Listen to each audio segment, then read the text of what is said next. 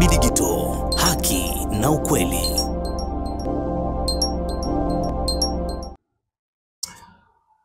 Bila ya shaka wewe ni mzima wa afya popote ulipo, natumai hilo.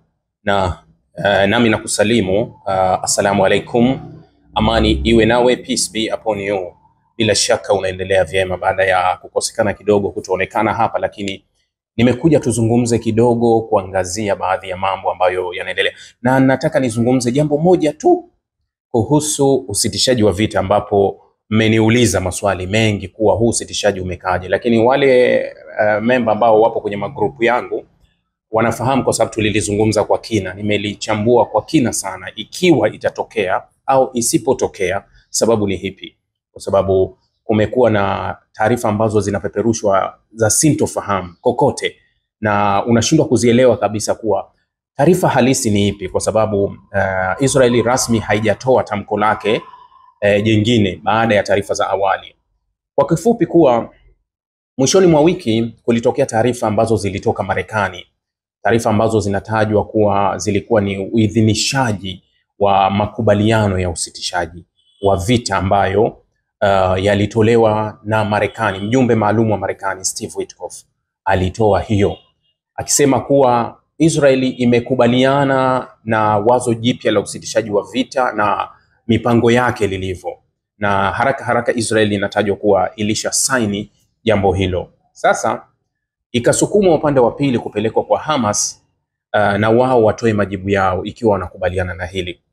Katika vitu ambavyo vilitajwa katika hayo makubaliano ni usitishaji wa vita wa siku 60, utoaji wa mateka na wafungwa pamoja na mateka wengine wa upande wa pili, kwa sababu kuna mateka sehemu zote, japokuwa dunia huwa haitaki kuzungumza kuwa upande wa pili pia kuna mateka, kwa sababu kuna Wapalestina 12,000 ambao wanashikiliwa na Israeli, na zaidi ya nusu yao hawajawahi kupelekwa mahakamani, hawajawahi kufikishwa kokote, wanashikiliwa tu, wengine wamepotea tu, maana hawa pia ni mateka. Kwa hiyo Israeli itaachia maelfu ya Wapalestina ambao inawashikilia. Hamas itaachia mateka hai 10 ambao awamu ya kwanza itaachia 5, awamu ya pili itaachia 5, itaachia miili 18. Yani awamu ya kwanza wakati wanaachia mateka 5 wataachia wengine 9 miili ambayo ya watu waliokufa wa Israeli, na awamu ya pili vile vile. Kwa hiyo jumla ya ambao wataachiliwa itakuwa ni 28. Ukitazama kwa ile namba utaona kuwa watakuwa wamebaki karibu ni 30, kwa sababu namba inayotupa kuwa mateka ambao wanashikiliwa mpaka sasa na Hamasi ni takriban 58. Sasa utakuwa na kuruhusu misaada kuingia, lakini vitu muhimu ambavyo mara zote hata wawakilishi wa Qatar, wa Misri na wawakilishi wengine wanapokutana huwa wanashindwa kuelewana, hawajakubaliana navyo, isipokuwa mara hii vitu ambavyo huwa wanabishana sana havijaorodheshwa, lakini taarifa iliyotoka upande wa pili wanasema haya ni makubaliano tuliyoyakubali. Ni siku 3 au 4 tunaletewa makubaliano mapya baada ya makubaliano ya upande wa pili pia kukataliwa. Kulikuwa kuna makubaliano ambayo yalisimamiwa na Misri, Qatar, na yeye Steve Witkoff akapelekwa Israeli akayakataa, na Witkoff alivyosema akasema hapana, mimi sikuwa nimekubaliana na hayo.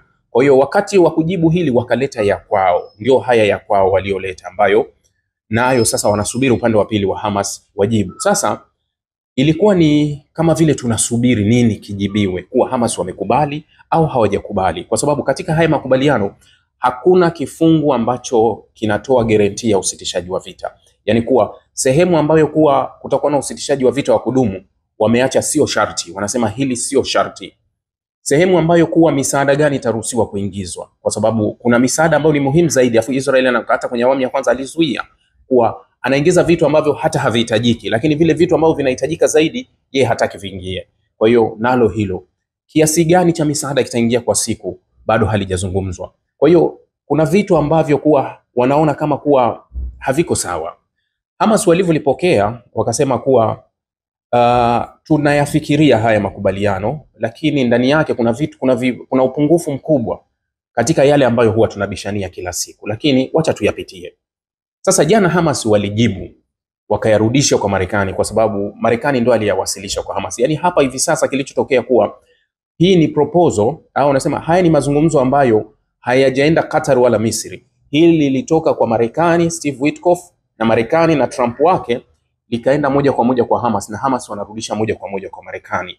Kwa hiyo Marekani anawasiliana na Israel, Marekani anawasiliana na Hamas. Yaani mshiriki wa mgogoro au mshiriki wa vita naye anashiriki katika kutatua mgogoro. Sasa sijui atampendelea nani katika hili, lakini tayari alivyopeleka tu request ya kwanza tayari amejulikana yuko upande gani, kwa sababu madai ya upande wa pili ambayo wamekuwa wakilalamikia hajapeleka wala hayapo katika makubaliano. Halafu haraka haraka kampa Israeli akasaini, ili yule upande wa pili akikataa aonekane kuwa yeye ndio shida. Yani ni makubaliano ya mtego. Sasa nimekuwa nikijaribu kufuatilia leo vyombo vya habari vya Israel kama magazeti yameandika kitu gani kuhusu haya makubaliano, na mimi nataka kushare na wewe kidogo tu kwa sababu mazungumzo yangu si ya muda mrefu sana. Nimeona gazeti la Jerusalem Post limeandika Hamas denies rejecting Witkoff proposal request changing. Manake kuna taarifa kuwa Hamas walikuwa wamekataa, lakini wanasema Hamasi inakanusha pendekezo la kukataa makubaliano ya Witkoff, ila imeomba mabadiliko kidogo. Sasa hiyo ni taarifa ambayo imeandikwa na Jerusalem Post. Magazeti yote ya Israel, kila gazeti limeandika kwa kile ambacho lenyewe linaona na linategemea pia liko kwenye mrengo gani. Mfano, gazeti la The Times of Israel limeandika as Hamas answer truce offer with new demand, Witkoff say response totally unacceptable. Umeona? Hili ni kauli ambayo inaweza kuwa haijatolewa na Witkoff, lakini imeamua kuandikwa kwa sababu hili ni gazeti la mrengo wa kulia.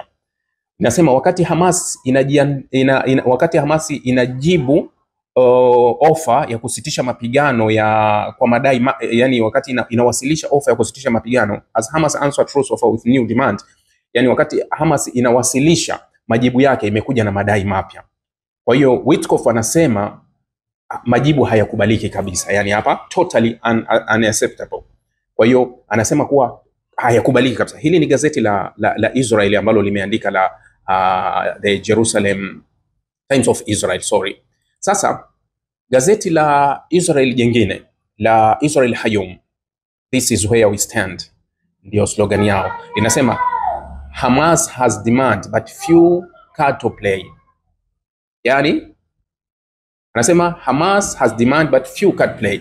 Hamas ina mahitaji lakini ni machache. Hili limeamua kuzungumza, lakini hili gazeti huwa ni la mrengo wa kushoto.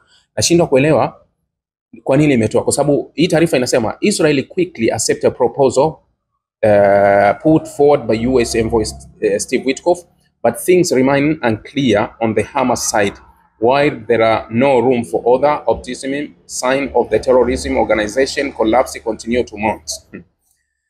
Israeli ilikubali haraka pendekezo lilotolewa na mjumbe wa Marekani Steve Witkoff, ndio maana yake mjumbe wa Marekani Steve Witkoff, lakini mambo bado hayako wazi kwa upande wa Hamas. Ingawa hakuna nafasi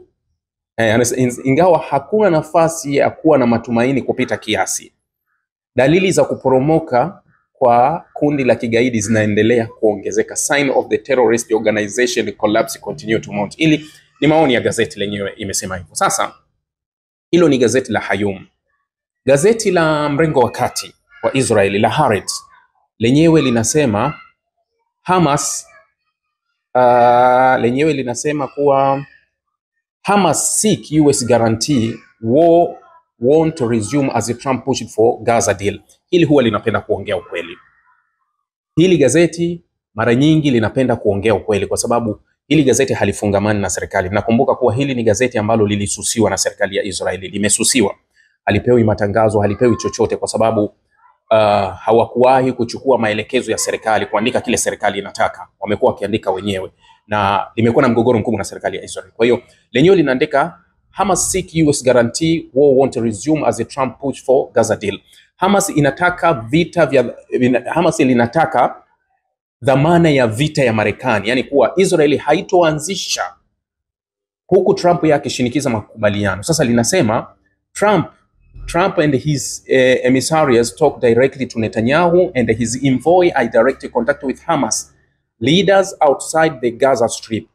The question is whether Hamas can be persuaded that US president will keep his word and force Netanyahu to end the war. Wanasema Trump na wajumbe wake wanazungumza moja kwa moja na Netanyahu. Yaani Trump na wajumbe zake wanazungumza moja kwa moja na Netanyahu, na wajumbe wake wanawasiliana moja kwa moja na Hamas nje, yani wanawasiliana na viongozi wa Hamas walio nje ya ukanda wa Gaza. Swali ni iwapo Hamas wanaweza kuwashawishi kuwa rais wa Marekani atatimiza ahadi yake na kumlazimisha Netanyahu kusitisha vita. Yani ukisoma hii inakupa picha kuwa wanachokitafuta hivi sasa Hamas ni dhamana ya Trump. Acheni kuandika kwenye kifungu, kwa sababu ndani ya kifungu si hamtaki kurekebisha chochote, wala Israel hawezi kukubaliana na hili. Sasa walichofanya wao Hamas, wamekwenda kwa bosi wa Israel ambayo ni Trump kuwa wewe ndio umetaka makubaliano, sisi tunakubaliana, sasa tunataka dhamana yako. Yani kuwa yeye aweke dhamana, Donald Trump kuwa naweka dhamana kuwa Israel hawezi kuanzisha hili. Je, Trump anapaswa kuaminika kwa hili? Anaweza kulinda ahadi yake ikiwa atawahakikishia Hamas kuwa nitalinda hiki? Au tunaweza tukashuhudia kitu kingine kuwa baadaye Trump akawageuka kwenye hili baada ya kutimiza labda kupata mateka na vitu kama hivyo? Kwa hiyo jamani, nimetaka kulizungumza hili tu ambalo bado lipo kwenye bracket, kwa sababu tunasubiri upande wa pili wa Israel watuambie kuwa yaliyojiri ni yapi, yanayoendelea ni yapi kwa wakati huu. Asanteni sana. Msisahau kusubscribe.